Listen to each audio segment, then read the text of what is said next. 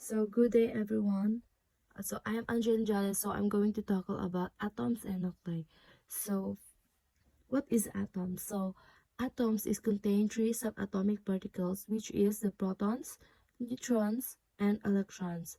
The protons, it has positive sign, while the neutrons is a neutral, and electrons is negative sign. So kung makikita natin sa picture, the protons and neutrons are located in the nucleus.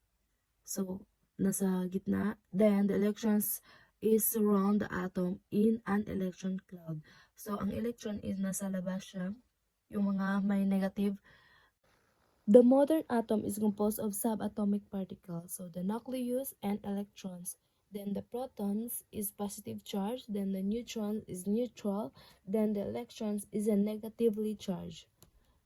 So, this is the basic structure of an atom. So, mapapansin nyo dito na ang neutron at proton is inside the nucleus, then the electron is the outside of the atomic structure. Then next is the bosons and fermions. So one of the fundamental results of relativistic quantum field theory is that all particles can be classified into two groups, which is the bosons and the fermions. So the bosons are the particles with zero or integer spin in units of h.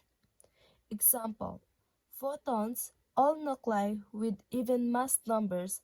The wave functions of a system of bosons is symmetric under the exchange of any pair of particles. So these include the photons, gluons, W and Z bosons, which are the four force-carrying gauge bosons of the Standard Model, the Higgs bosons, and the theoretical gravitions. So, tinatawag itong charge spin, which is the G, Y, Z, W, and H. That is Gauss bosons. So next is the fermions. So fermions is the particles with half integer spin. Example, electrons, quarks, all nuclei with odd numbers. The wave functions of a system of fermions is anti-symmetric under the exchange of any pair of particles. So this includes all quarks and leptons, that 6 quarks and 6 leptons plus their corresponding antiparticles. So unlike kanina sa bosons is symmetric under the exchange of any pairs, while the fermions is anti-symmetric particles that under exchange of any pair. Then the makikita nyo yung quarks is the U, C, T, D, S, and B, while the leptons is the E, U, T, V, E. Basta yan yung mga yellow ang leptons. Then, so defining the properties of bosons is that there is no restriction on the number that can occupy the same quantum state that they all have integer spin. So, example, the boson's integer spin is the 0, 1, 2, 3, and more. So, the number of bosons in a given state is unlimited. Take note, the bosons number in a given state is unlimited. So, while the fermions have a half integer spin. Example, 0.5 or 0 over 5, 0.5, 1.5, 2.5, or 0 over 5, 1 over 5, 2 over 5, and many more. So, and only one fermion can occupy a particular quantum state at any one instant. So, fermion is the number of fermions in a given state is 0 or 1. So the fermions in a given state is 0 or 1. Then next is the periodic table. So in periodic table there are elements. So Science has come a long way since Aristotle's theory of air, water, fire, and earth. So scientists have identified 90 natural occurring elements and created about. So 90 is natural made, then the rest is the man-made. So So, periodic table. So, the periodic table organizes the elements in particular way. A great deal of information about an element can be gathered from its position in the period table. So, for example, you can predict with reasonably good accuracy the physical and chemical properties of the element. You can also predict how an element will react chemically with another element. So, understanding the organization of plan of the periodic table will help you to obtain basic information about each of the 118 known elements. So, the key the key to the periodic table is the elements are organized on the table according to their atomic number, usually found near at the top of the square. So, the atomic number refers to how many protons an atom of the element has. Then, for instance, hydrogen has one proton. So, for example, example sa picture na ito is the hydrogen. So, hydrogen has one proton. So, its atomic number is 1. Then, the atomic number is unique to that element. So, no two elements have the same atomic number. So, what in a square? So, different periodic tables can include various bits of information, but usually this. So, example, the hydrogen. So, atomic number is located in the top of the square. Sa taas, yung 1. Then, the symbol is the H. Atomic mass is the 1.00794. Then, the number of valence electrons is 1. So, makikita sa under the square. Then, state of matter at room temperature is gas. So, atomic number. This refers to how many protons an atom of that element has. So, no two elements have the same number of protons. So, next is the atomic mass. Atomic mass refers to the weight of the atom. It is derived at the adding the number of protons with the number of neutrons. So, this is a helium atom.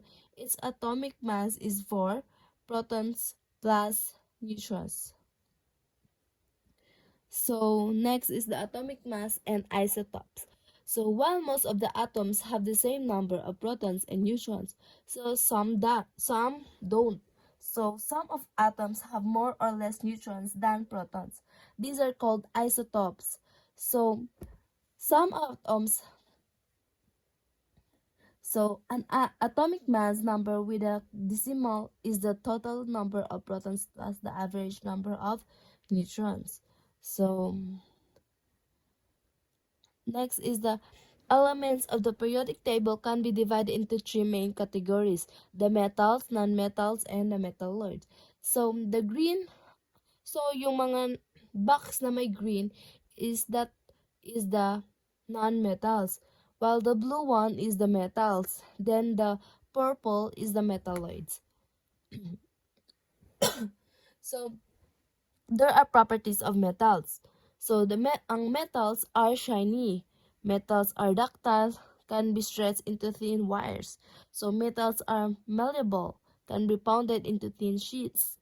Then, a chemical property of metals is reactions with water, which results in corrosion. So, metals are good conductors of heat and electricity. Then next is the properties of non-metals. So, non-metals are poor conductors of heat and electricity. Non-metals are not ductile or malleable. Solid non-metals are brittle and break easily. They are dull. Many non-metals are gases. So example for this is the sulfur. So next is the properties of metalloids. So metalloids is a metal like have properties of both metals and non-metals. They are solids that can be shiny or dull. They conduct heat and electricity better than non-metals but not as well as metals. They are ductile and malleable. Example for this is the silicon or the Si. So madaming metalloids aside sa silicon.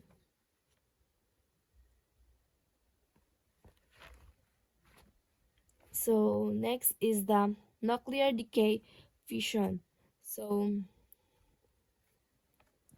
nuclear decay fission of heavy elements was discovered on December 17, 1938 by German Otto Hahn and his assistant Fritz Strassmann. So nuclear fission explained theoretically in January 1939 by Lise Meitner and her nephew Otto Robert Frisch. Frisch named the process by analogy with biological fission of living cells.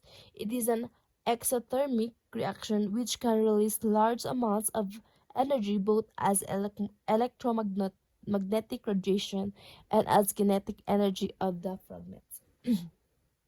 So, nuclear fission is either a nuclear reaction or radioactive decay process in which the nucleus of atoms splits into smaller parts, lighter nuclei.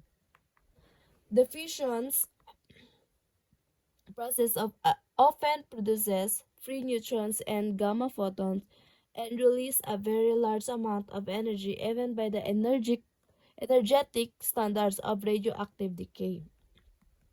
Fission is form of nuclear transmutation because the resulting fragments are not same element as the original atom. So, when neutron strikes, 92U35 converted to 92U236. So, when neutron hits U negative 35 atom to 236, so ito yung magiging reaction niya. So, magiging madami yung fission niya. So, chain reaction. A chain reaction is a sequence of reactions where reactive product or byproduct causes additional reaction to take place. An atom of uranium-235 to undergo fission by bombarding it with neutrons. Along with barium and krypton, 3 neutrons are released during the fission process. These neutrons can hit further U-235 atoms and split them, releasing yet more neutrons. This is called a chain of reactions. So, yan yung sinasabi nilang chain of reactions. Yan. So, next is the atoms. So, atomic spectra. So, atomic spectra, if the light emitted by electron is passed through prism and produces an atomic emission spectrum, the results are lines of light at specific energy levels. The atomic spectra of a given element is unique and can be used to identify an element. So, this is the example sa picture. Then next is yan. So the sodium, potassium, calcium, copper, and the barium. So the characteristic bright line spectrum of an element occurs when electrons. So ang answer dito is move from higher to lower energy level. So they high to low release energy. Then the characteristic spectral lines of elements are caused when electrons in an excited atom move from higher to lower energy levels, releasing energy. Then atomic spectra, most sources of radiant energy, example the light bulbs, produce many different wavelengths of light. Continuous spectrum, that is called continuous spectrum. So atomic spectra elements produce certain colors when excited via electrical discharge or heat. So Thomson Plum Pudding Model. In 1897, the English scientist J. Thomson provided the first hint that an atom is made even smaller particles. So J. Thomson discovered the plum pudding model. So he said the atom was pure of positive electricity with negative particles throughout. This came around right after he discovered the electron. So, Thomson model, he proposed a model of the atom that is sometimes called plum pudding model. Atoms were made from positively charged substance with negatively charged electrons scattered about like raisins in pudding. So, Rutherford and the nucleus. So, this theory was replaced with another more modern one. Ernest Rutherford, 1910, studied angles at which A particles were scattered as they passed through a thin gold foil. So, from this source, naa siya'y gold foil sa tunga. So, yung source ng light is nag-reflect siya into, so yung kanang murag bilog is the detector. Then, nag-reflect yung light in a different directions. So, this is the alpha particles, then a plum pudding atom. So, Rutherford expected result. So, kaning alpha particles or kaning pink nga bilog, maoning gina-expect ni Rutherford nga mahitabo sa conduct niya o gi-conduct niya nga experiment. While the actual result is the yellow one, the nuclear atom and the nucleus. So, kanang pink kabilog in the center is the represented by proton and the blue one is the neutron. So, Rutherford expected that Rutherford believed that the mass and positive charge was evenly distributed throughout the atom, allowing the A particles to pass through unhindered. Pero lahi ang iba na yung expected pero lahi iyang na result. So Rutherford explained that atom is mostly empty space, small, dense, and positive and at the center. So alpha particles were reflected if they got close enough. So A particles is yan ang example sa picture.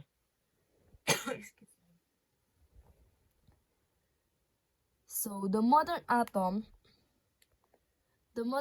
is composed of two regions, the nucleus, containing protons and neutrons. It is a bulk of atom and has a positive charge associated with it. Electron cloud, responsible for the majority of the volume of the atom. It is here that the electron can be found orbiting the nucleus extranuclear. So, the nuclear symbols. Every element is given a corresponding symbol which is composed of one or two letters. So the first letter uppercase, second lower, as well as the mass number of atomic number.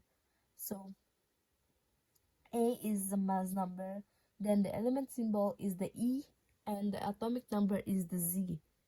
So next is isotopes. Atoms of the same element can have different numbers of neutrons and therefore have different mass numbers. The atoms of the same element that differ in the number of neutrons are called isotopes of that element. So when naming, write the mass number after the name of the element. So example, the hydrogen. Then next is the Bohr. The Bohr model consists of these principles. So the Bohr model is known as a planetary model of the atom that use as a symbol for atomic energy levels. The neutrons and protons are in the nucleus and the electrons orbit the nucleus much like planet orbiting the sun. So, makita ninyo ang drawing dira. So, next. So the Bohr model consists of these principles. Electrons assume only certain orbits around the nucleus. These orbits are stable. So Bohr's model was so successful that he immediately received worldwide fame. Unfortunately, Bohr's model worked only for hydrogen. Thus, the final atomic model was yet to be developed. Quantum numbers. The Bohr model was one-dimensional model that used the one quantum number to describe the distribution of electrons in the atom. It therefore required 4 coordinates or 4 quantum numbers to describe the orbitals in which electrons can be found, the principal N, the angular L, the magnetic M, and the spin S. Quantum numbers.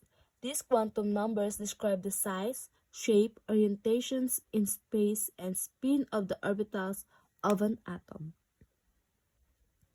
The principal quantum number, or the N, describes the size of the orbital for which n equals to 2 are larger than those for which n equals 1. For example, the principal quantum numbers therefore indirectly describe the energy of the orbital. The angular quantum numbers, the L, describe the shape of the orbital. Orbitals have shapes that are best described as spherical, two lobes, or complex, D and F.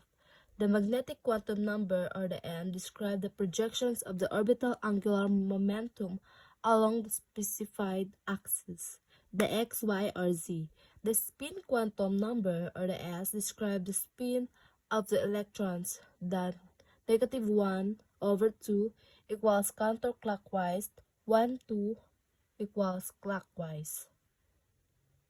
So, the quantum number 1, mauna ang picture sa quantum number 1, the orbital, the p orbital, and the d orbital.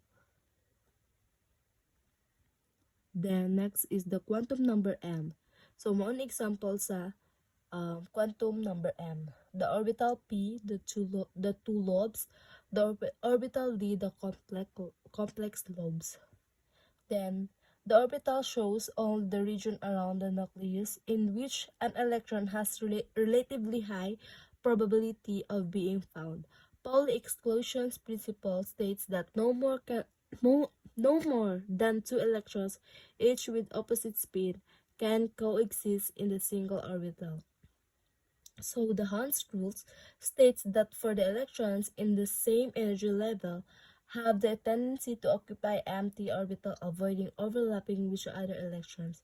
So the Aufbau procedure, a filing order to atomic orbitals, this used to work out the electron configurations of all atoms. So this is the examples of Hahn diagonal rule. So mo kasabot naman taan no kay na-answer na nato na last year. So that's all of my report, ma'am. Thank you.